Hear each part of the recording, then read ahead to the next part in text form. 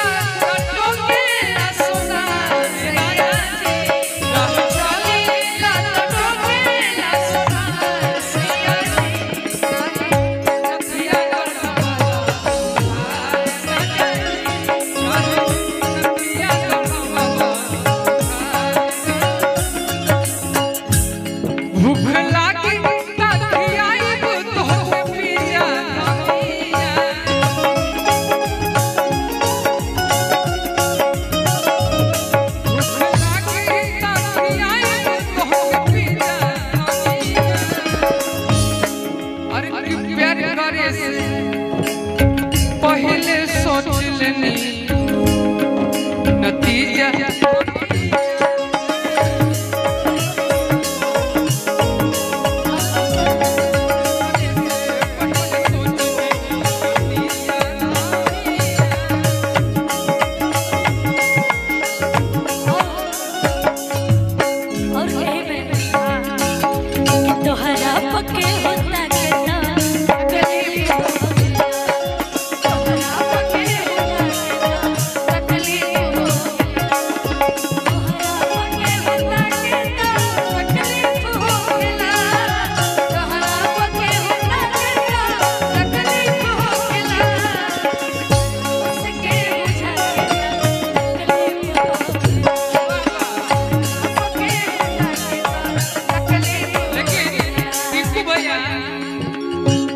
अगर कभी जीवन में किसी से बिछड़ाव हो जाए, बहुत दिन तक नहीं मिले, तो ये बात जरूर कहिएगा।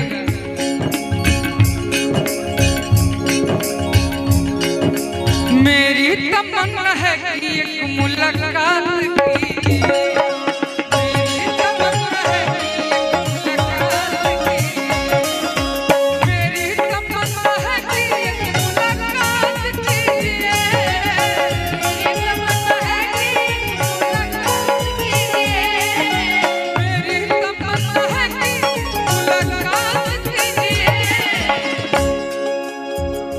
एक रात रह के साथ कि एक रात रह के साथ कि दिल की बात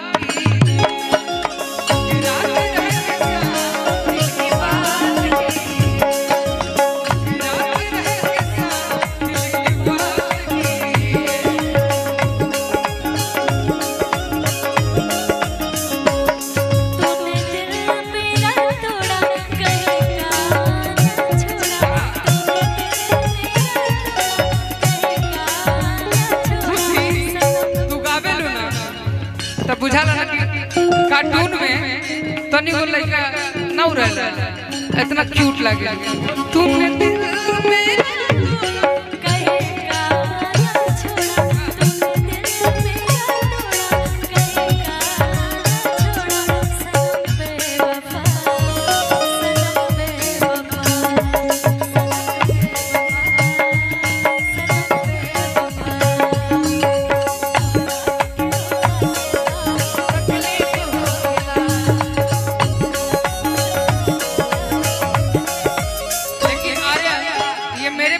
होता है ये बात कि बरसों गुजर गए हैं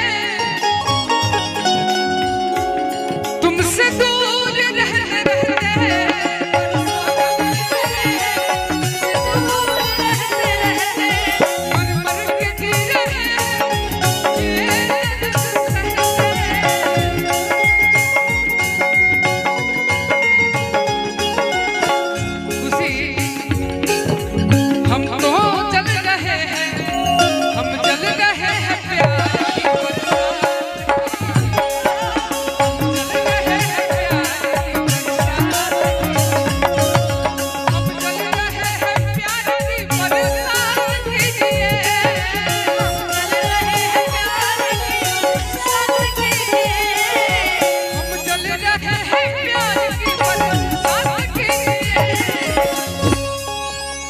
एक रात रह के साथ में कि दिल की बात कीजिए।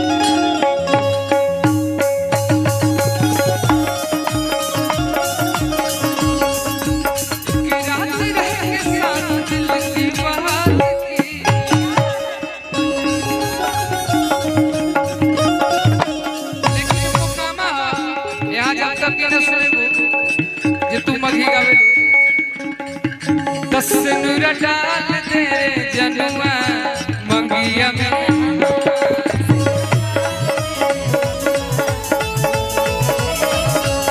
हमारी के दुश्मन भइला होई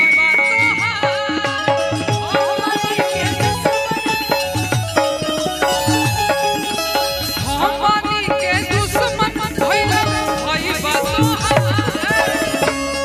गोली मारे धमकी दे कि लेके हथियार। देखिए मर तो बाबा किसन डाल दे रे